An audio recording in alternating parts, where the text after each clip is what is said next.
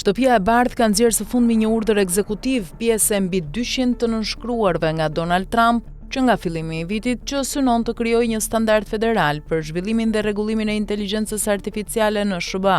Qëllimi i presidentit është të bllokohen ligje të ndryshme shtetërore që ndikojnë në këtë sektor dhe të krijohet një burim qendror miratimi për kompanitë teknologjike, duke lehtësuar zhvillimin e modeleve të AI nga gjigant si OpenAI, Meta dhe Google.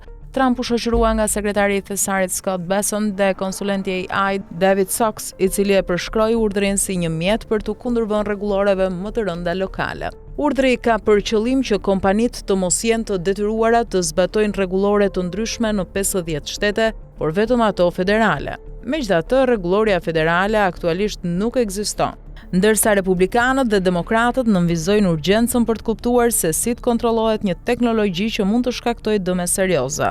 Kalifornia është shteti më i avancuar në SBA për rregullimin e AI, me aktin e transparencës në inteligjencën artificiale kufitare, i cili do të hyjë në fuqi në fillim të vitit 2026. Ky ligj vendos kërkesa për transparencë dhe masa sigurie sipas fuqisë llogaritëse dhe rrezikut të modeleve.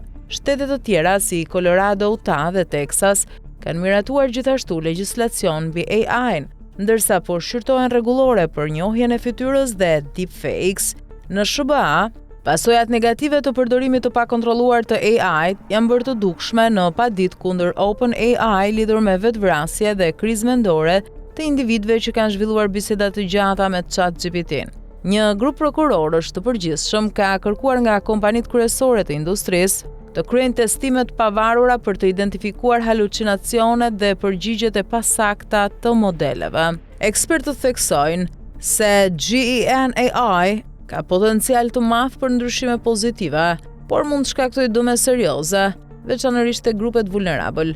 Për këtë arsye kërkohen masa mbrojtëse shtesë, sidomos për të mbrojtur fëmijët. Moszbatimi i tyre mund të shkelë ligjet në fuqi.